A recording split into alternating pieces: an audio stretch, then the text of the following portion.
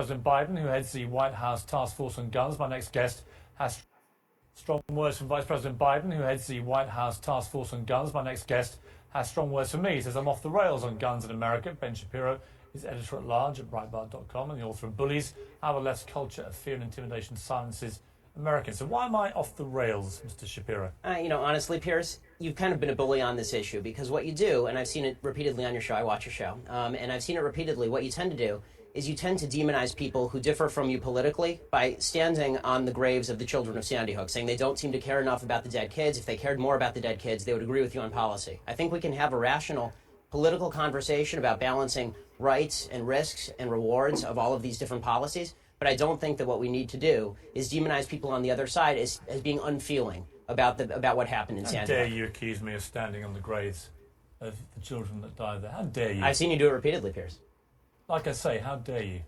Well, I mean, you can keep saying that, but you've done it repeatedly. What you do, and I've seen you do it on the program, is you keep saying to folks that if they disagree with you politically, then somehow this is a violation of what happened in Sandy Hook. And you have yet, I'd really like to hear your policy prescriptions for what we should do about guns. Because you say that you respect the Second Amendment, and, you know, I brought this here for you so that you can read it. It's the Constitution. And I would really like for you to explain to me what you would do about guns that would have prevented what happened in Sandy Hook. If you want to do what you did in the UK, right, which is ban virtually all guns, that is at least a fair argument. And we can have a discussion about whether that's something that we ought to do or not. I've made it very clear what I want to do, which is exactly what Mark Kelly wants to do. And in fact, rather than address let's talk about that. Rather than address your comments to me about standing on the graves of children at Sandy Hook, you can address them to Mark Kelly, because he agrees with everything that I've been saying, because he feels the same way, as does his wife. They're gun owners. They both respect the Second Amendment of the Constitution. They don't want to take away anybody's right to defend themselves with guns. They want to take away certain types of guns, obviously. They want to take away assault weapons, which are capable, with magazines like we saw at Aurora and Sandy Hook, of unleashing a ridiculous amount of bullets. Well, this is a question I wanted to ask you, Piers, because I've seen you talk about assault weapons a lot, and I've seen Mark Kelly talk about assault weapons. The vast majority of murders in this country that are committed with guns are not committed with assault weapons, they're committed with handguns. Okay, so are you willing to ban handguns in this country, across the country? No, that's not what I'm asking for. Why not? Let me ask you... Don't you care about the kids who are being killed in Chicago as much as the kids in Sandy Hook? Yes, I do. Then why don't you care about banning the handguns in Chicago? We'll come to that. Let me ask you this. What was the weapon used at Aurora in the movie theatre? It was an assault rifle, sure. Okay. What was the weapon used in the Oregon shopping mall? I believe it was an assault rifle, correct? Okay. What was the weapon used at Sandy Hook? It was an assault rifle. What was the weapon used at the incident around Christmas when the firemen were lured to their deaths, the New York State firemen? And bought illegally? That was an assault rifle. Right, so the last 4 mass shootings in America were all the assault rifles. And the vast that is the reason, Mr. Shapiro.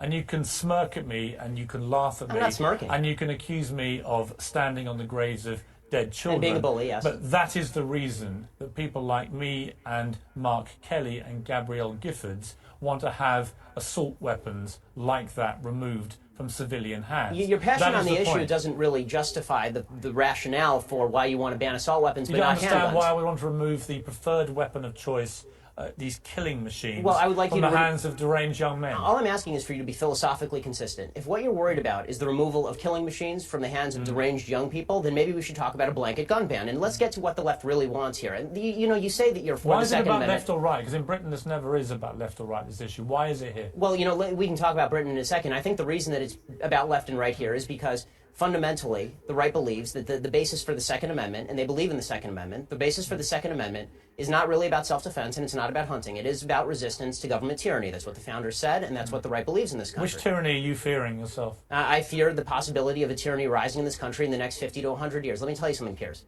The fact that my grandparents and great-grandparents in Europe didn't fear that is why they are now ashes in Europe. So this kind of leftist revisionist history, where there's never any fear of democracy going usurpacious or tyrannical, is just that. It's fictitious. Just to clarify your position then, the answer to Sandy Hook, as it was to Aurora, as it was to Gabrielle Giffords, as it was to Columbine, Virginia Tech, is you do nothing. Is that your position? That's not my position. What is your position? My position is that we have to calibrate laws that are designed to get guns out of the hands of bad people and keep guns in the hands of good people who want to buy them. This idea of more guns versus less guns. How do you do that? Well, I think one of the ways that you do that is by better screening for mental illness. I think that you do better background checks. Was Adam Lanza's mother a good person?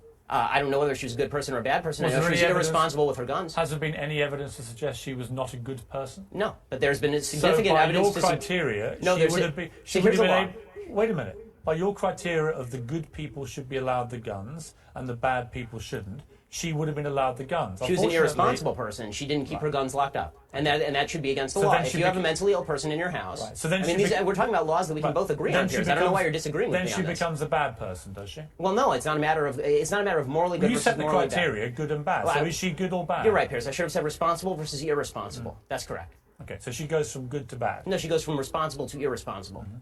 Let's take a break. Let's come back and talk more about this because we don't agree.